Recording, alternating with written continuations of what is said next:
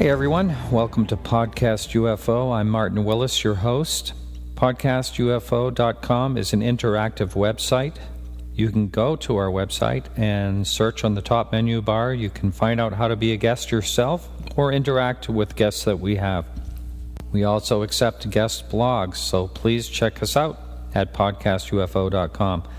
Today's episode with Don Schmitt is a one of two-part series.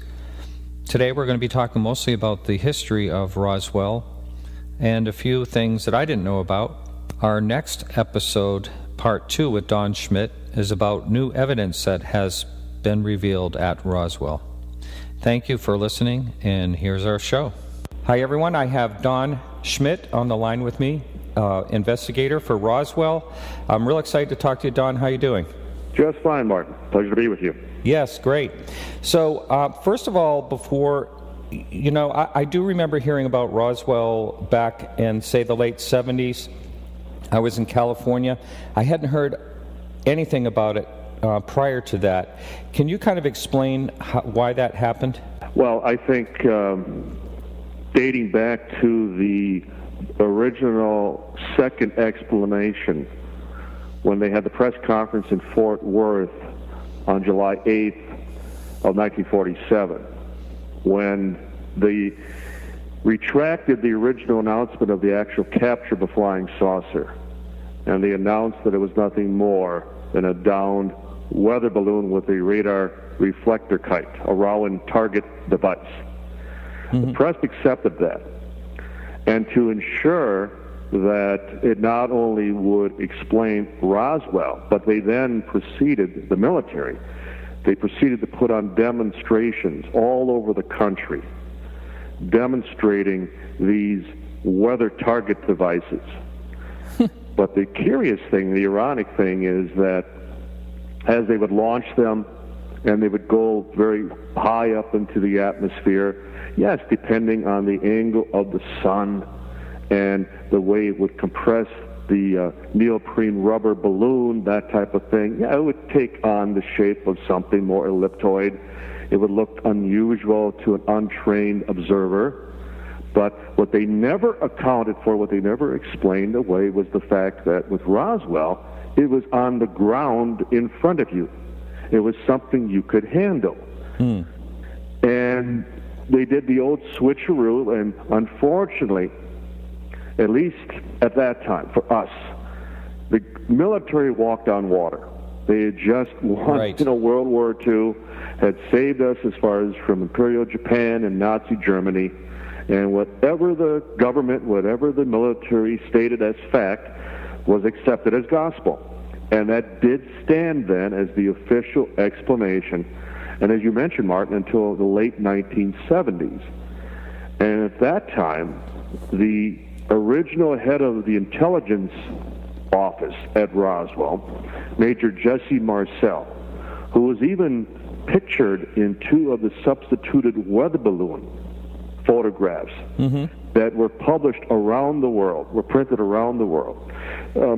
Jesse Marcel was the fall guy, because he'd handled the real stuff. He was originally dispatched by the Roswell Army Airfield Base commander, Colonel William Blanchard, when a rancher north of Roswell by the name of W.W. MacBrazo originally reported the find, the crash, to the Chavez County Sheriff, George Wilcox, who in turn contacted the military. Well, Marcel, as I described, had handled the real article. So he was dying of emphysema in the late 1970s. And he had always been told, Jess, you just be a good soldier. You just do as you're told, and it will all come out in 5 years. It'll all come out. Well, 5 years. Well, it'll come out in another 5, 10 years, 15, 20, 30 years he waits until he's dying, and he sees that there is no chance that the truth is going to come out. So he steps forward. He comes out, and it's like, I'm dying anyway. What are they going to do to me? And he states on the record, and I can quote him, quote, being familiar with all materials, both foreign and domestic, I can assure you this was nothing made on this earth. Well, how more startling a proclamation, an acknowledgement, can a retired officer who was in charge, the first bomb unit, in charge of the atomic bomb, no less, come out and say, I handled pieces that were not manufactured here on this earth. And the other reason that it has become this self-perpetuating cover-up after all these years is as well evidence with Major Marcel. You didn't read about this in the press, did you? I didn't read about it in the press. It wasn't until the UFO investigators brought it forward. But the only publication that even touched Major Marcel's testimony was the National Enquirer. Oh, no. So there again, it was like the kiss of death. It was like, well, nothing to worry about here because it's just going to be accepted as a tabloid story. Right. Nothing more. Like perfect disinformation. Exactly. They couldn't have. They've always anticipated us, and it's one of the reasons that we have been so keen on going in directions they don't anticipate. We'll telegraph, we'll project activity in one area, and then while we'll focus on another area, we realize who we're dealing with. Right. Playing hardball with the big boys, so to speak. Yeah. Now, if someone isn't really that familiar that happens to be listening, do you think that there were, the way the crash site and then the further crash sites together, do you believe that there were two ships involved in this? No, I don't believe there were two ships involved at all. In fact, there's no evidence of that. In fact, when a good friend and colleague of mine, nuclear physicist Stanton Friedman, originally had proposed the possibility of a collision, I would strongly warn Stan that we have to prove one. Let's not make it ridiculous. And we know there were multiple sites. We have first-hand witnesses to multiple sites. But as in any crash, that is often the case. This was not a impact crash. This was a mid-air explosion. Whether it was due to the severe lightning storm or there was a mid-air malfunction within the craft itself, but nonetheless about 75 miles northwest of Roswell, which, as I mentioned, was the headquarters of the first atomic bomb wing in the world. The 509th, this was where the Enola Gay, which had dropped the very first atomic bomb, the Boxcar, which was the second B-29, dropping the second bomb, was also hangared at Roswell. So this was the elite. This was a composite bomb wing. They were the best pilots, the best crewmen, the best officers, doctors, nurses. They were all put there for one reason. They were in charge of the atomic bomb. And the very notion that they would misidentify something as mundane, as common as a neoprene rubber balloon with a reflector kite of wood, foil, masking tape and baling twine. It's just absolute nonsense. But nonetheless, there was a severe lightning storm late evening of July 3rd. And ranchers would describe between the thunderclaps hearing what sounded like an explosion, something else. And it was the rancher who I mentioned before, W.W. Mac Brazel, who discovers this huge debris field. And when I say huge, I'm talking 3/4 of a mile long in a fan shape, hundreds of feet wide. And there was a large piece of debris at the end of a few 100-foot long gouge, a furrow. Something had a larger piece had slammed into the ground and skipped for a considerable length of high desert.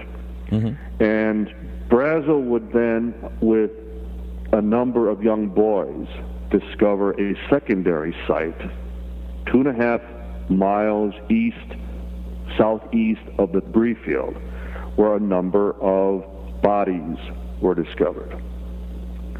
And unbeknownst to the Brazel and his neighbors, the other ranchers, there was a final impact site much closer to Roswell, about 35 miles north of town, about 5 to 6 miles off the main highway, Highway 285. And there was a pod, a capsule, like a escape hatch, where it was the shape, it was of a slightly domed, circular object about the size of a Volkswagen Beetle. That is the description we hear over and over again.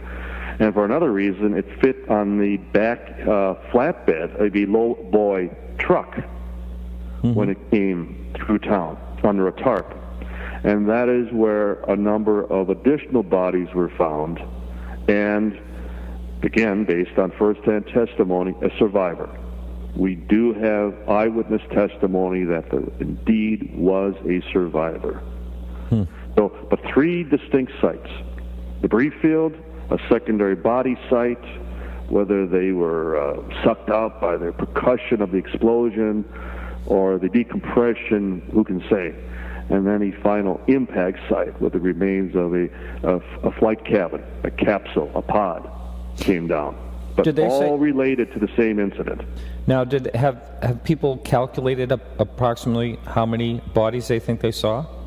Well, based on Brazel and the boys, we know there were at least 2, because they always referred to bodies at the secondary site.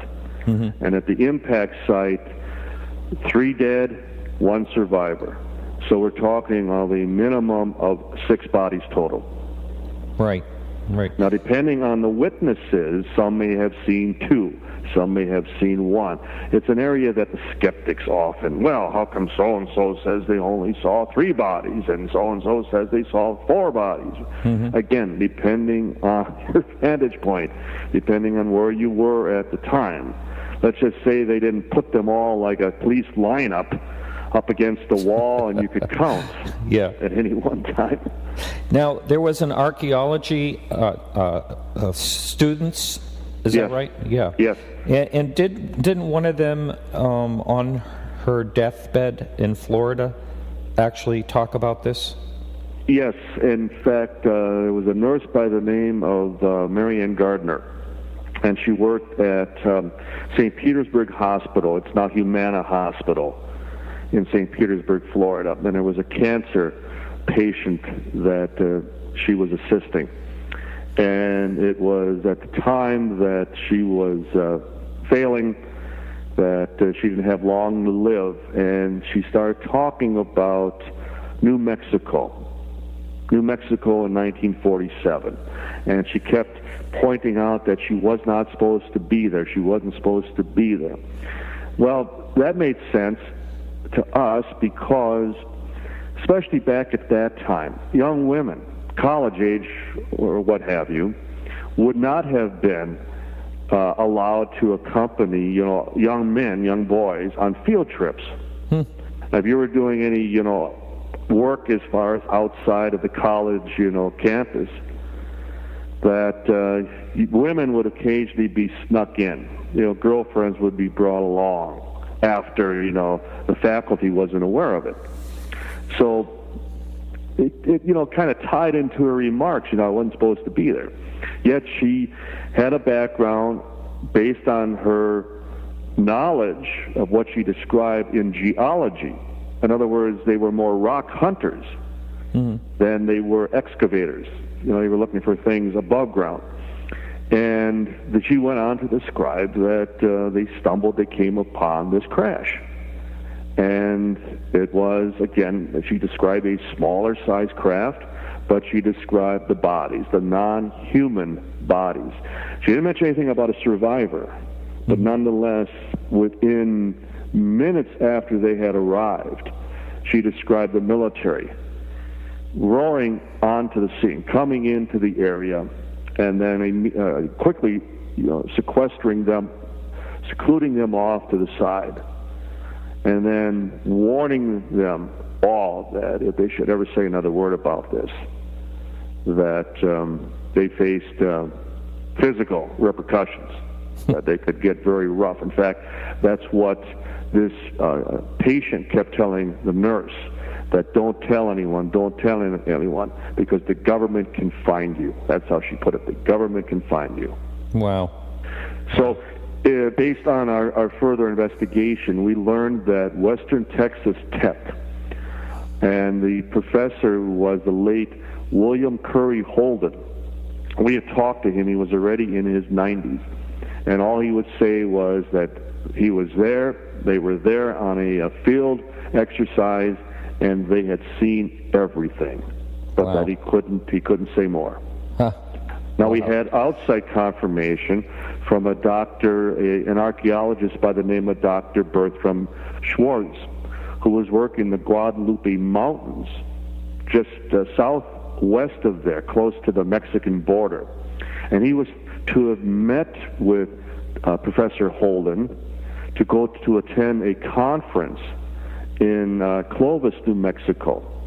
And when he was at the hotel, the Nixon Hotel in Roswell, where they were to rendezvous, there was no sign of Dr. Holden. Well, he would finally arrive that evening because, as he was told, Dr. Holden was detained at the base, at the military base, all day for some undisclosed reason. So it's interesting how you plug in all these pieces and it just all comes together, contrary to trying to suggest this was a weather balloon. Right. Or anything else just as conventional. Yes. You know, it's funny, if you really think about it, they release the fact that they find a disc, and then they recant it and say... 5 hours later, right. Yeah, and their rationale for recanting is that the debris was flown to Texas, and it was a weather balloon, and the reason that they're covering the tracks so much is because it was part of a mogul that was secret, et cetera, and it's a real nice try. I think the funniest part of the whole cover-up is the crash site, the crash dummies. Yes, I think absolutely. that's kind of hysterical because they weren't even produced yet. For 5 years later, such a project did not even exist, correct.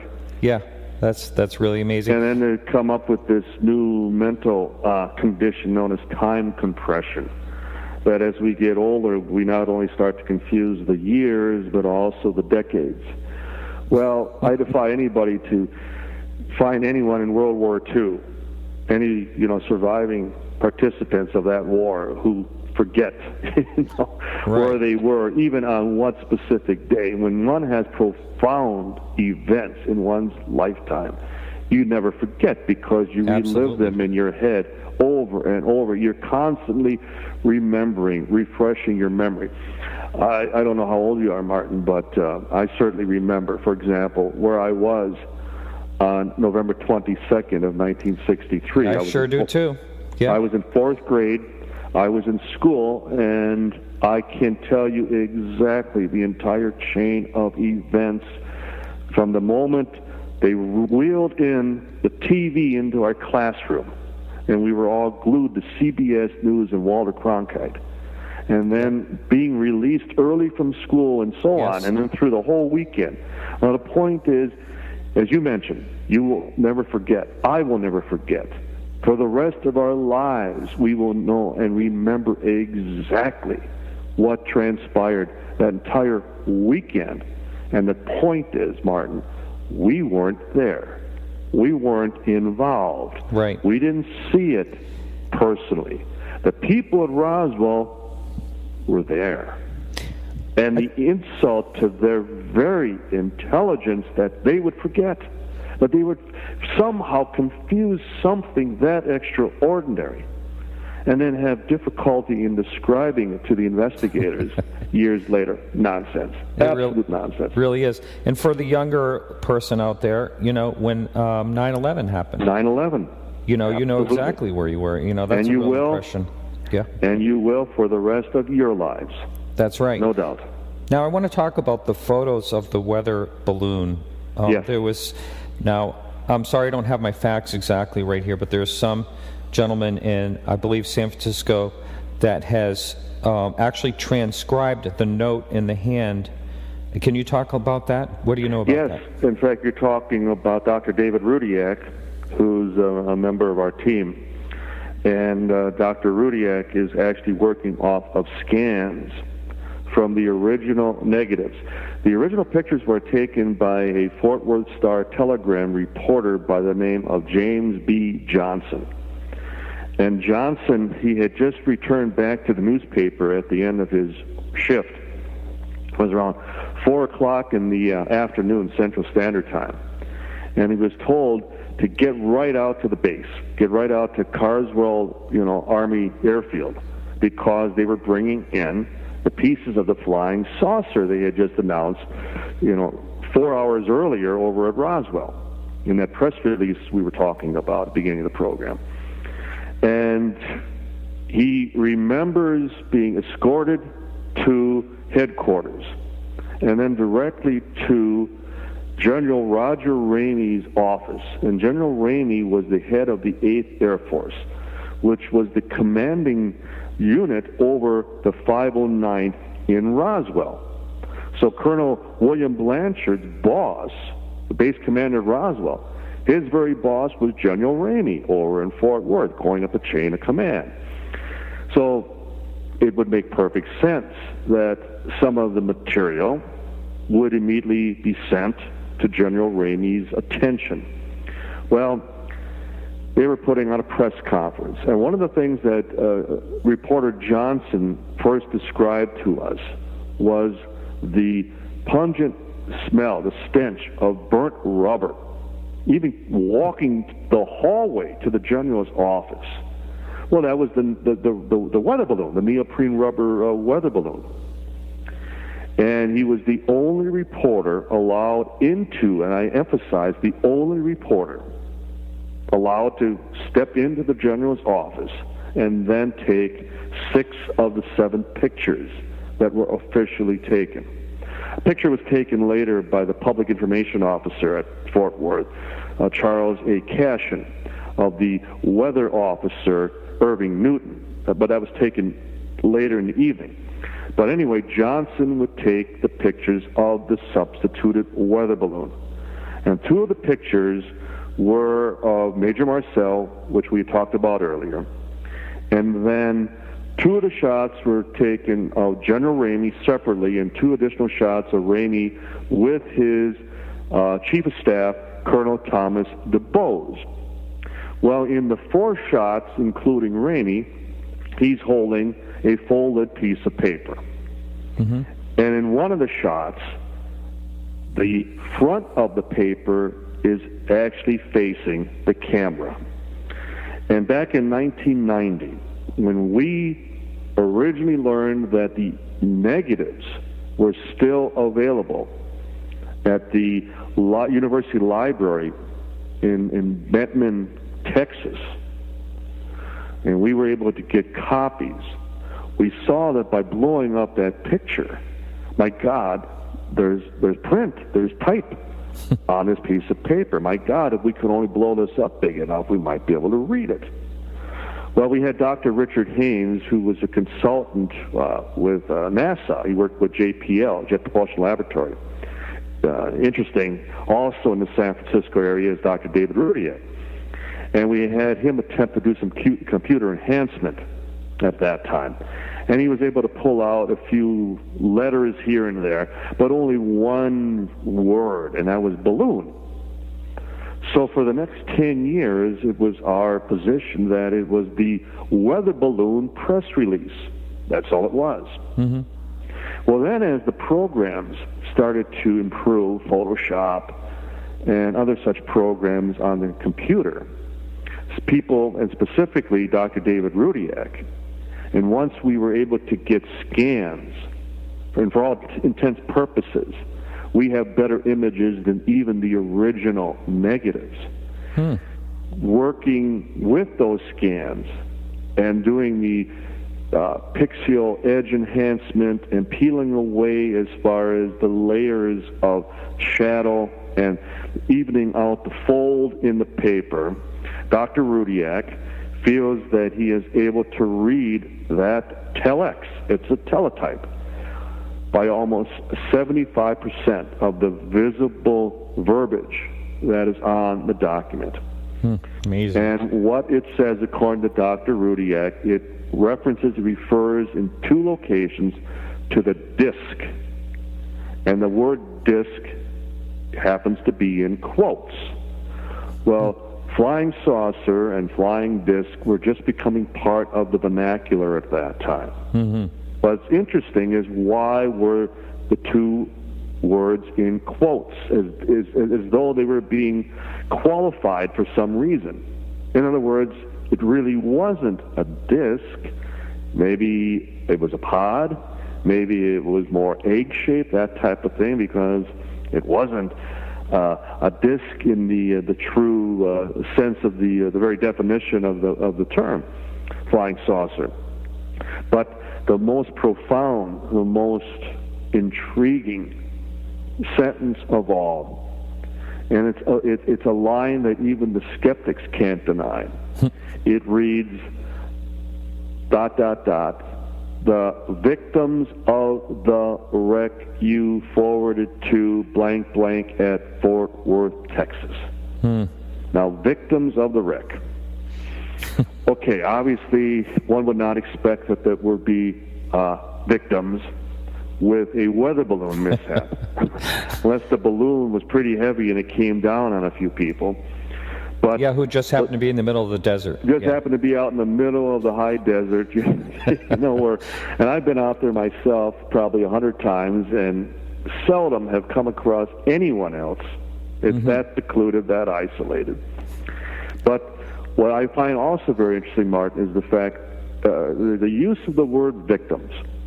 Now, if one does their homework again and checks out a lot of military files, documents, and even in today's news, whenever the military references bodies, whether civilian or military, they use the word casualties. Civilian casualties, military casualties, they use that word, and they have since World War II. Victims, again, just like the word disc in quotes, they are distinguishing the use of that word. They are qualifying it for some reason, suggesting it may have been something else. So we have clearly a potential smoking gun.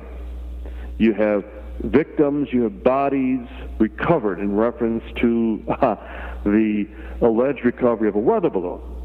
So it throws the onus right back onto the military. What victims? What bodies? From where? Explain this.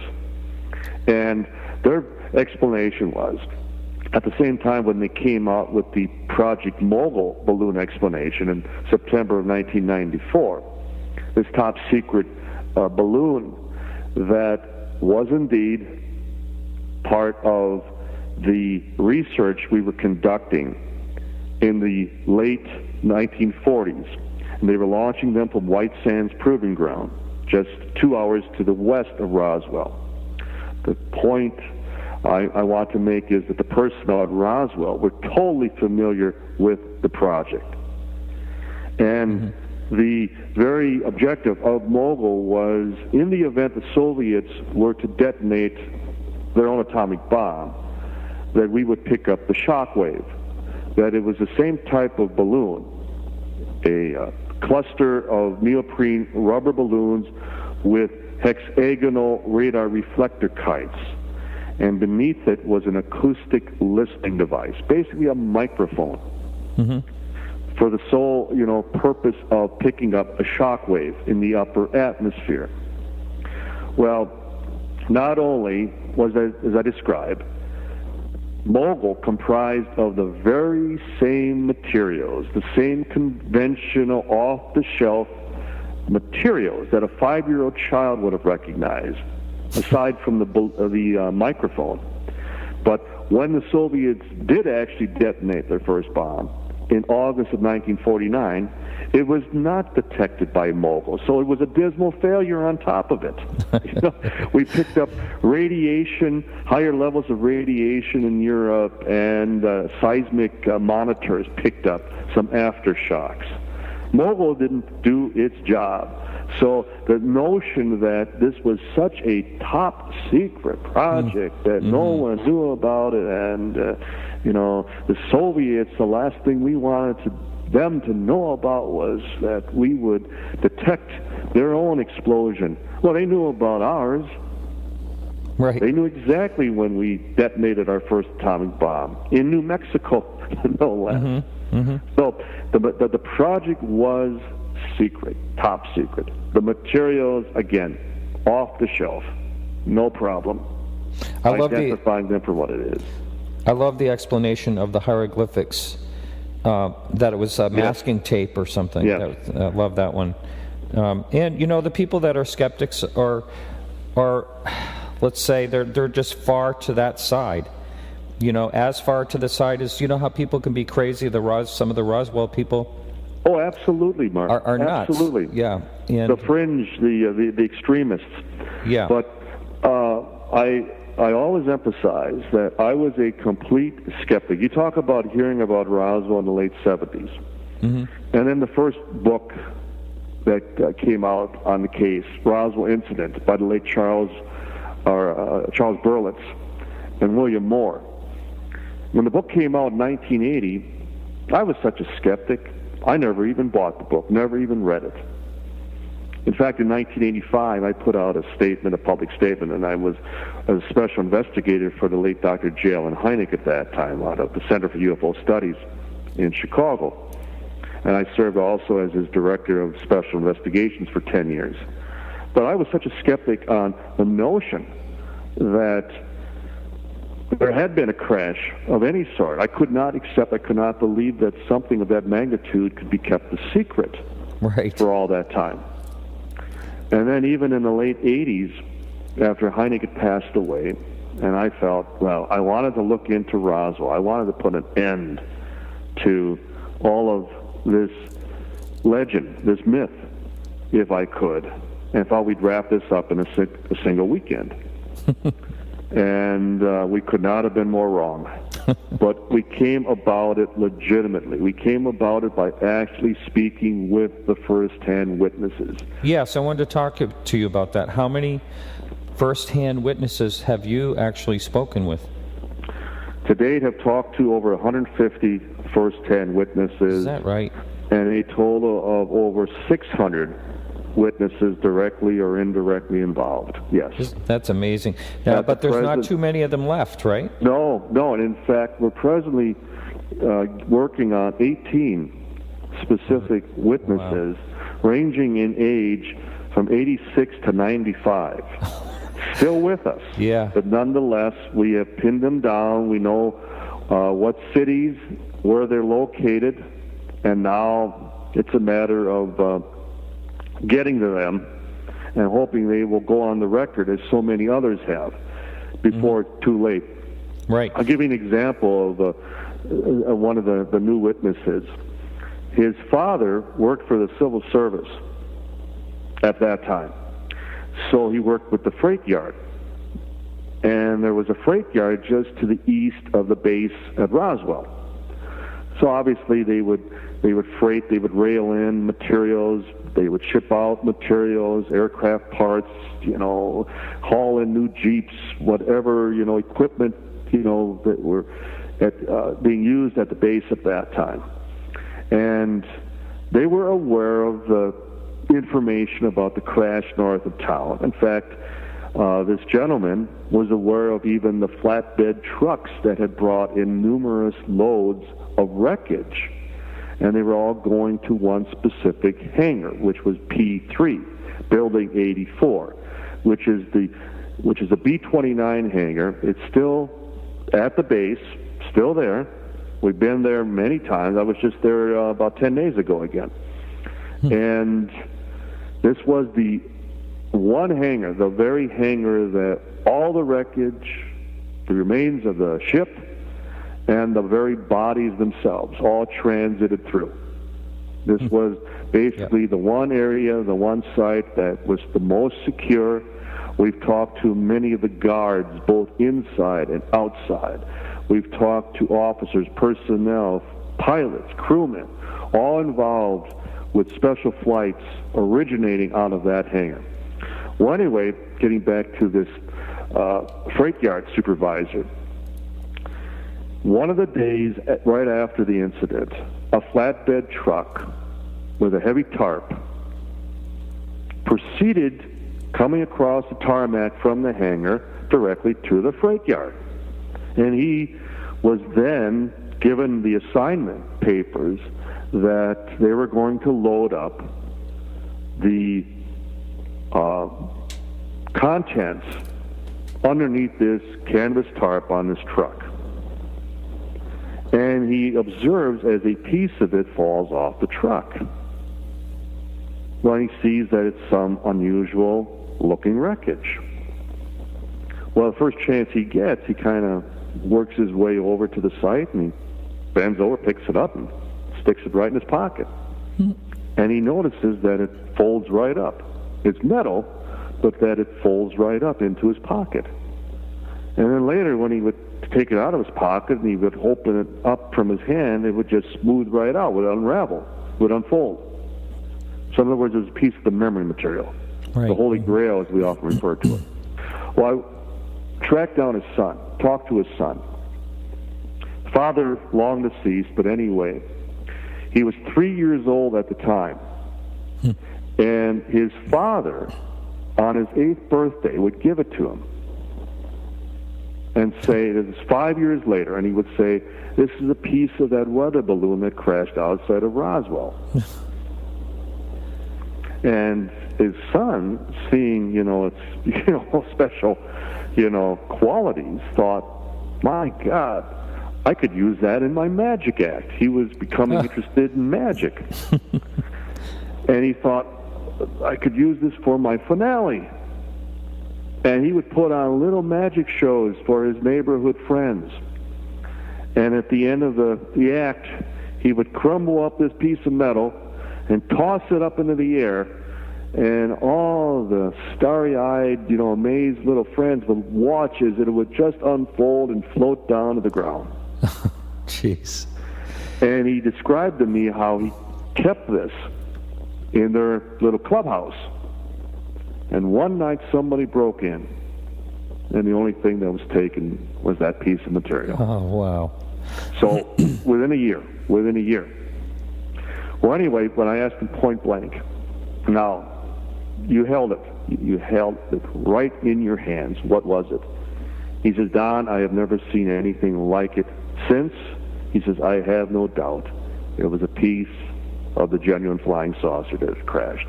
My father knew it wasn't a weather balloon from the very start. All the talk, everything that he was involved with. And in fact, that's the whole point, Martin. There are 4 now official explanations. The first being the flying saucer. The second just being the radar reflector kite. The third, in 1994, the Mogul weather balloon, Project Mogul. And the fourth one, as we talked about, the anthropomorphic wooden crash dummies, which came out in May of 1997. The point is, as I mentioned, I've talked to over 600 people, directly or indirectly involved. And guess how many of them support wooden crash dummies? Probably not zero. Not a one. Right. Project Mogul, not a one. Wow. Weather balloon, not a one. Really? Is that right? The point is, that is absolutely correct. And the point is, even to their deathbeds, and as I mentioned before we started taping, the Grace with the Undertaker, as we call it, the World War II generation, the attrition rate only intensifying day by day. 1,500 a day are passing away, and we realize we're going to reach the point we'll have none of these people left. But nonetheless, even to their deathbeds, days and even hours before they die, I was there, I saw it, I held it in my hands. It was a flying saucer. And as one of the officers describing the body said, they sure weren't from Texas. Right. Now, one of the things that the skeptics, you hear them talk about, was one of the witnesses that came forward in the beginning was they found a lot of false information. And, of course, they rely on that. Do you know what I'm talking about? There have been a number of witnesses. Frank Kaufman, for example. That's the person I'm talking about.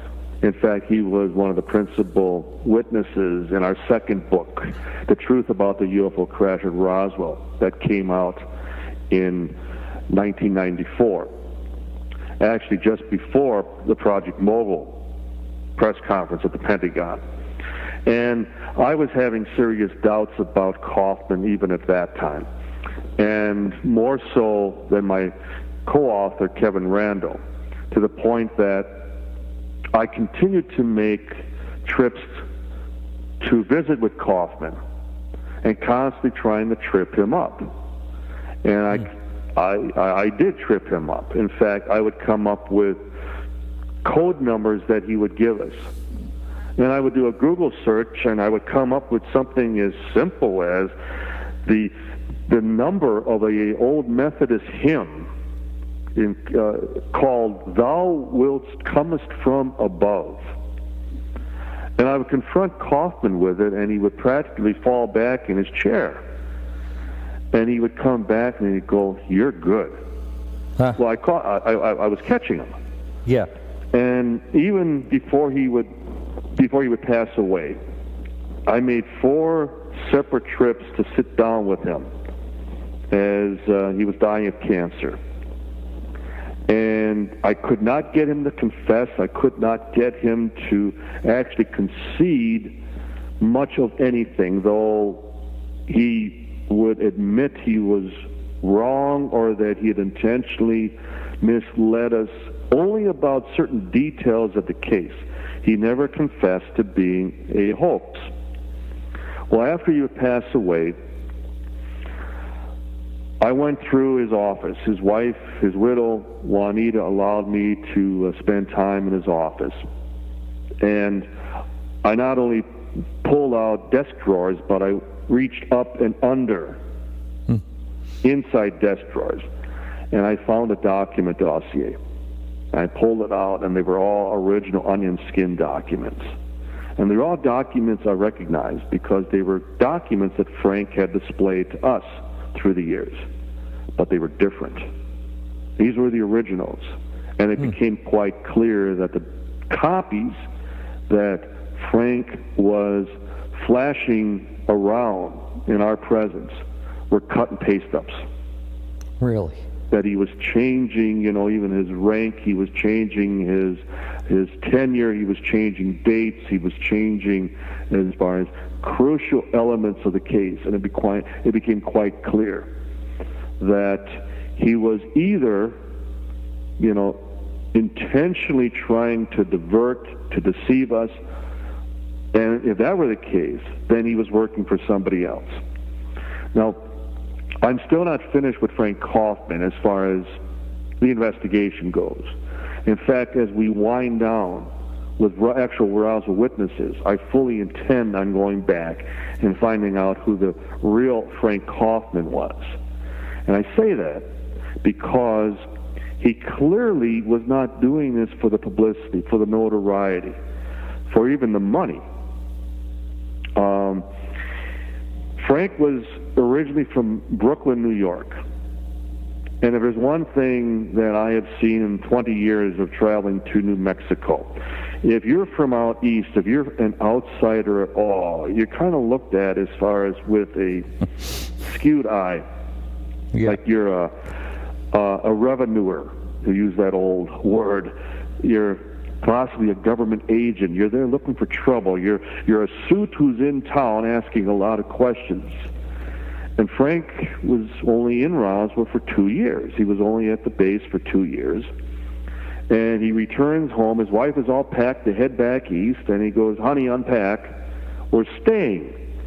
I've been appointed to the Chamber of Commerce." Well, again, there's no other example of someone who just moves out to Roswell and in 2 years' time becomes a member of the Chamber of Commerce. And we went back to the original minutes when Frank was introduced to the other chamber members.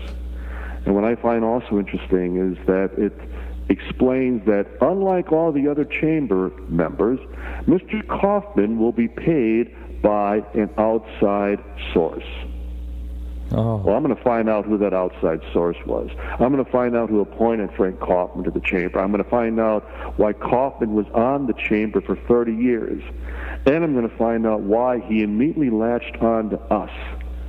And every time we came into town, he made sure we sat down with him, and he peppered us with questions, what we were coming up with, what we were finding as far as new witnesses. And if I didn't speak with him every month, he would call me wanting to know what was new. Wow. So I am leaning in the direction that Mr. Kaufman was left behind to man the cookie store, so to speak. Right. Wow. And Isn't as a that result, he had to come up with a phony story. They can't stop us. All they can do is slow us down. That's and right. you come up with a lot of disinformation, and as a result, you waste a lot of time trying to confirm it. And we did. No doubt we wasted a lot of time on Kaufman's information. I can't deny that. But we also were the very ones who exposed Kaufman for what he was. And we will also be the ones who then determine what Kaufman's true role in the Roswell incident really was. Yeah. So, Don, this has been great. This is part 1, and you are going to join us for part 2, and basically that's going to be what's current and what's current in what you have come up with in the last few years on Roswell. That's correct, Martin. And in fact, I just spent another research trip down through New Mexico. I came back with new leads and just new information, even beyond the revised, updated version of our last book, Witness to Roswell. I can honestly say we have enough material to write another whole book, because it's a devotion, a commitment that being the proactive investigators that we are, we have to, take this as far as we can. And we are continually coming up with new material, new information, and specifically new witnesses who are all stating it did happen, it's true, and we are not alone. Right. Well, thank you so much, Don. I really appreciate it. This has been a lot of fun. My pleasure, Martin. Look forward to the next time. All right. Take care now. You too. Thank you.